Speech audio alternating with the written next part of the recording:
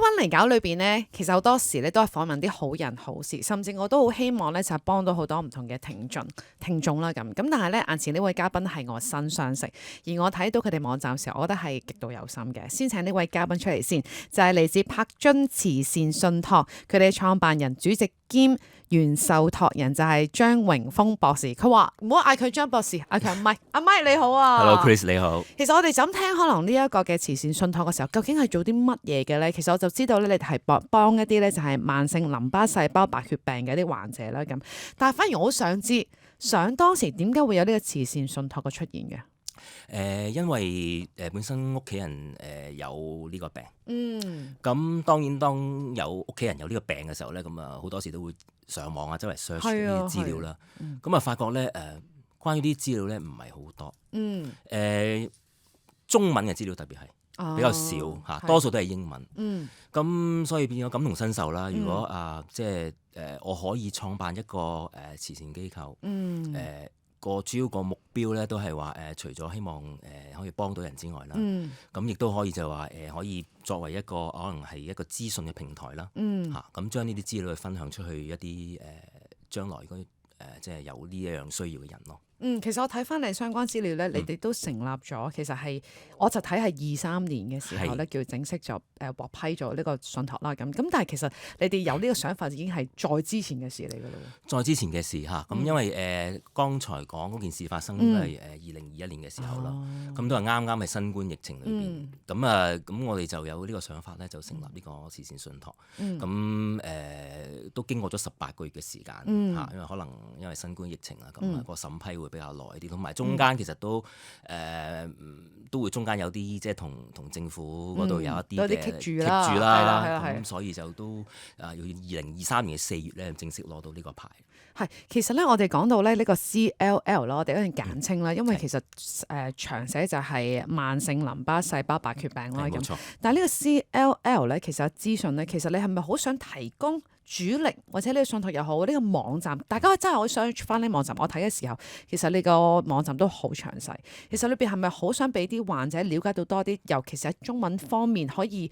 了解到多啲呢一個嘅即係 CLL， 梗係發生咩事咁樣？係冇錯 Chris。中文方面咧，大家留意到多數係台灣方面嘅。咁如果我哋作為香港嘅可能有需要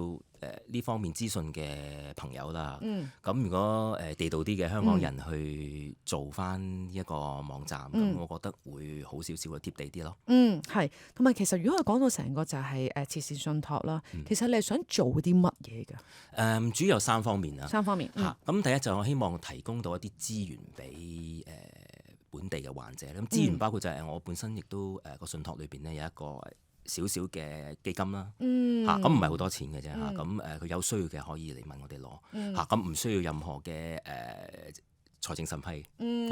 咁另外咧，除咗你話錢嗰度好少啦，咁另外就係話頭先講啦，你一路問我就係有冇啲方面嘅資訊啊咁嚇，咁我都可以提供到除咗我哋個網站上面之外咧，咁都可以話到俾佢哋聽嚇，有啲乜喺社會上有啲咩資源可以方便到佢哋可以攞到相關嘅一啲嘅資源啊協助咁樣。咁而第二方面咧就係希望就話提升到香港人對於 CLL 啦慢性淋巴細胞白血病嘅認知同埋認識。係冇錯，因為啱提到就喺中文本地嘅資訊咧唔多，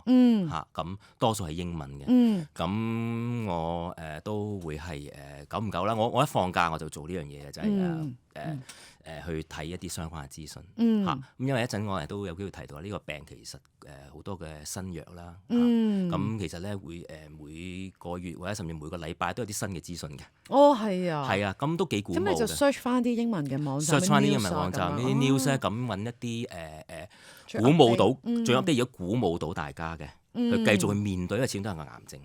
冇錯冇錯。同埋而我睇翻咧，其實咧，因為我睇翻你自己寫嗰篇嘢，其實你提到裏邊咧，呢一個 CLL 咧係一個好漫長、好困難，同埋真係可能係要使好多錢。呢個係咪都係你個經歷？所以你好想幫翻，尤其是本地嗰啲患者。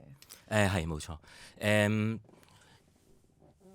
癌症咧而家都唔係一種絕症嚟嘅，即係雖然可能根治唔到啦，但係有得醫。咁有得醫就要需要錢咯。咁最新嘅標靶藥咧，其實嗰個效果好好嘅。咁只不過就係話好多時如果透過公共醫療咧，係仲要係需要自費嘅，即係話去醫管局轄下醫院咧，好多時呢啲最新嘅藥物咧都要俾成本價。咁舉個例，譬如我經驗就係話一樽藥啦嚇，咁佢譬如120粒咁要7萬蚊一樽。咁多？7萬蚊一樽嘅。咁有一啲病人如果係嚴重一啲嘅時候咧，佢可能有機會一日需要食4粒。咁一個月已經食咗1樽嘅咯。咁你諗下，咁你話1年，你諗下佢哋會用幾多錢咧？咁變咗其實我就會覺得喺呢方面嚟講咧，首先即係嗰個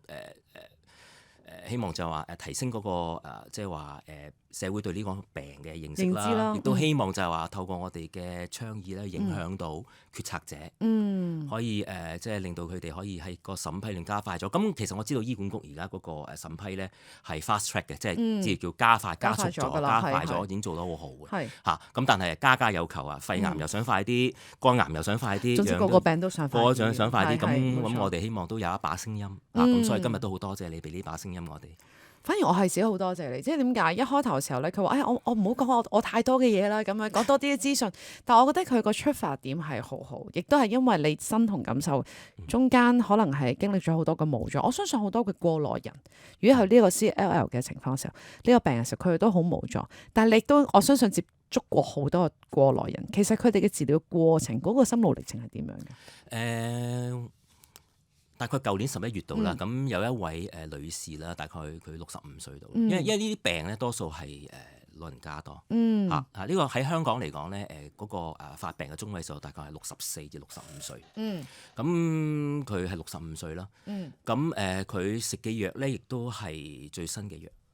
咁嗰個治療方向我睇落係好正確嘅，好啱嘅。咁只不過就係頭先講啦，就係佢要付成本價去食嗰隻藥。咁佢每日要食4粒嘅。每日要食4粒。咁佢同我講過就係話曾經想放棄嘅，因為佢退咗休啦。咁佢覺得俾好大嘅負擔屋企人，我同佢講話你唔好放棄啦，因為佢食嗰隻藥我知道，因為我睇好多呢啲嘅研究啦。其實